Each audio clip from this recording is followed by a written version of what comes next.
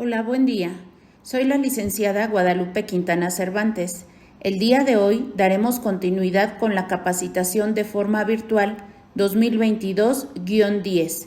Revisaremos el tema Manejo y control del carro de reanimación, el cual será dividido en 3 partes, por lo amplio del tema y para que en cada bloque se logre una total explicación. Comencemos con la primera parte.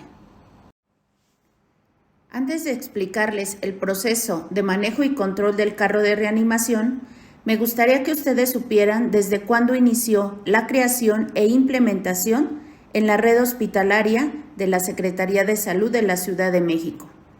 En el 2010 y 2011, la Coordinación Operativa de Enfermería organizó y dirigió un grupo de enfermería, trabajadores de la misma institución, para elaborar 4 procesos estandarizados. En el mes de mayo del 2011 se presentan a todos los hospitales para su conocimiento e implementación, buscando con esto la estandarización de procesos. En el 2015 se dio a conocer el proceso de manejo y control del carro de reanimación, que es el que vamos a revisar el día de hoy. Y en agosto del mismo año se implementó este proceso en el Hospital General La Villa. Aquí les esquematizo los procesos estandarizados.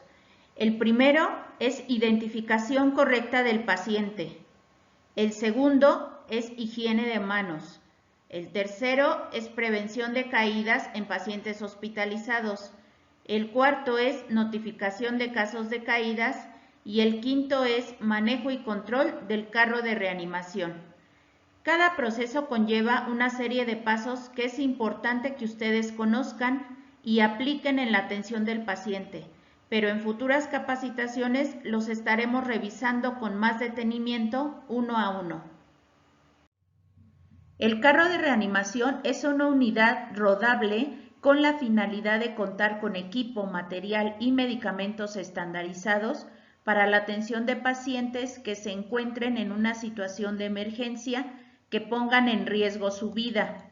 Debe de existir un carro de reanimación en cualquier área que dé atención directa a pacientes como servicios de urgencias, hospitalización, áreas quirúrgicas, áreas críticas y otros servicios complementarios como endoscopía, laboratorio clínico, si existe donación de sangre, rayos X e imagenología, etc. Durante un evento de emergencia o parada cardíaca, el éxito depende en gran medida de la pronta respuesta del equipo multidisciplinario. Es fundamental que el carro de reanimación siempre esté completo, para que de esta manera se garantice la atención de los pacientes. Después de su uso, debe ser equipado nuevamente por el personal del servicio, para que siempre esté completo, tomando en cuenta la bitácora de entrega-recepción. Los carros de reanimación deberán encontrarse en áreas predeterminadas para permitir al personal entrenado y calificado llevar a cabo los procedimientos correctos. Para aplicar de manera adecuada el proceso de manejo y control del carro de reanimación, se los explicaré por partes.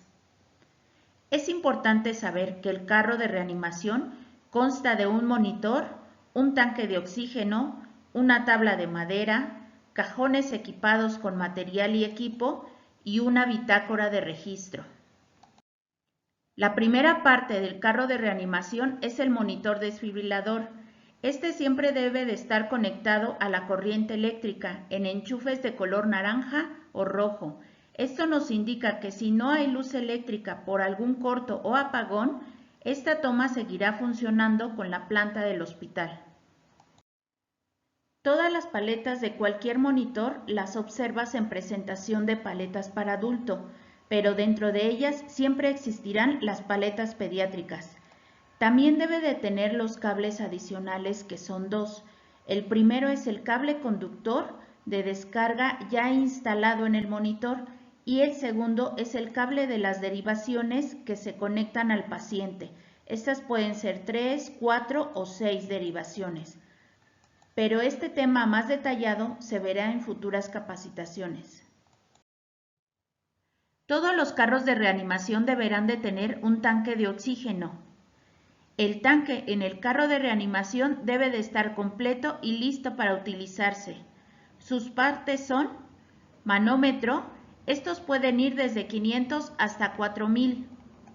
Estos dígitos indican cuánta es la cantidad de oxígeno comprimido. También a estos dígitos se les conoce como PSI, que quiere decir libras por pulgada cuadrada, que es la forma de medir la concentración de oxígeno que se encuentra dentro del tanque. La otra parte es el flujómetro. Este puede ser de forma circular, como el de esta imagen, o tubular, en donde se puede regular a cuántos litros por minuto se programará. Y la tercera parte es el humidificador. Todos los turnos se deberá de revisar que el tanque de oxígeno esté lleno, o como mínimo a la mitad de su capacidad, y registrarlo en la bitácora. Dentro del equipo es importante contar con una tabla de reanimación, la cual puede ser de madera o de acrílico. De preferencia se tomará en cuenta el tamaño de acuerdo al tipo de paciente, adulto o pediátrico. Las medidas como mínimo deben de ser por lo menos de 50 por 60 por 1 centímetro. El cuarto punto es conocer la distribución de cajones. En el cajón número 1 se encontrarán todos los medicamentos que se requieren en cantidad necesaria de acuerdo al historial de eventos simultáneos que se han presentado en el servicio. Quiere decir que puede estar equipado para un evento o para 2 eventos. Recordando que posterior a cada evento de reanimación se deberá de equipar en su totalidad. En el cajón número 2 se encuentra el material de consumo necesario para completar la monitorización, como los electrodos y colocar un acceso venoso. En el cajón número 3 se encontrará lo necesario para garantizar una vía aérea permeable. En el cuarto cajón encontraremos equipo de mayor volumen, como las bolsas autoinflables o soluciones parenterales, entre otros. En el primer cajón se localizarán los medicamentos necesarios y su diluyente para atender situaciones de emergencia. El orden que se debe de llevar es el siguiente. Primero deben de estar acomodados en zigzag, empezando de izquierda a derecha del profesional que está frente al carro de reanimación, tomando como referencia la parte frontal del cajón. También deben de estar ubicados en orden alfabético, siguiendo el orden antes mencionado de zigzag y de izquierda a derecha. Se deberá identificar los electrolitos concentrados, como lo es el bicarbonato de sodio, el gluconato de calcio y el sulfato de magnesio, con una lámina del color universal del electrolito. Esta lámina se ubicará en la base del recipiente que se esté utilizando. También se deben de identificar todos aquellos medicamentos que sean de alto riesgo y será con un círculo de color rojo. Si es frasco ámpula, se colocará en la parte metálica del frasco y si es ampolleta, se colocará en la parte superior de la ampolleta. Es importante colocar la semaforización con una pegatina en forma de rectángulo, indicando el tiempo que faltaría para que el medicamento caduque. Será de color verde si el tiempo es más de 6 meses, amarilla si el tiempo está entre 3 a 6 meses y rojo si el tiempo es menor de 3 meses. La pegatina debe de estar colocada a un lado de donde el fabricante indicó la fecha de caducidad para que la revisión diaria sea más rápida. Por ningún motivo se debe de tener medicamentos o material caducado en el carro de reanimación. Si esto se detecta, se debe de cambiar inmediatamente o desde antes de su fecha de caducidad. Existe un formato donde se debe de registrar la fecha de caducidad de todo el material existente. Este registro debe de ser actualizado cada vez que se equipe nuevamente el carro de reanimación, ya que las fechas del material que se ingresa pueden variar. El formato debe de estar ubicado en la parte externa del carro de reanimación. Las anotaciones serán con lápiz para que se puedan borrar por si el material que ingresa tuviera una fecha distinta. En el segundo cajón encontraremos parches para electrodos. Dependiendo del servicio donde esté el carro de reanimación, el tamaño de los electrodos cambiará. También estarán los catéteres periféricos de diferentes calibres, llaves de 3 vías, sondas de aspiración, jeringas de 5, 10 y 20 mililitros, agujas hipodérmicas, equipo de venoclisis con microgotero y normogotero. En el momento de realizar la recepción del carro de reanimación, se debe de verificar que los empaques estén íntegros. Si se encuentra alguno destapado o visiblemente maltratado, se retirará del carro de reanimación. Es importante mencionar que no se deben de utilizar ligas porque esto daña el empaque. En el tercer cajón encontraremos cánulas endotraqueales de diferentes calibres, aguja intraósea, guías metálicas para cánulas endotraqueales. Dependiendo del servicio en donde esté ubicado el carro de reanimación, será el calibre que se elija.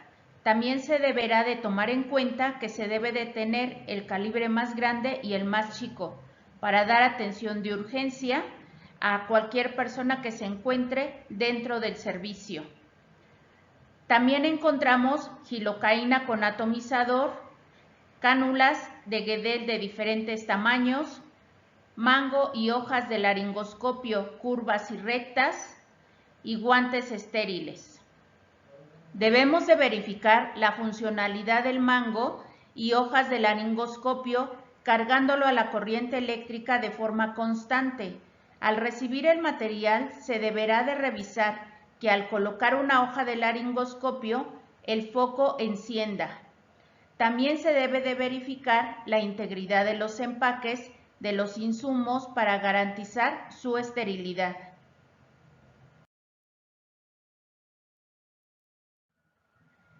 En el cuarto cajón encontraremos bolsas autoinflables para reanimación pediátrica y adulto.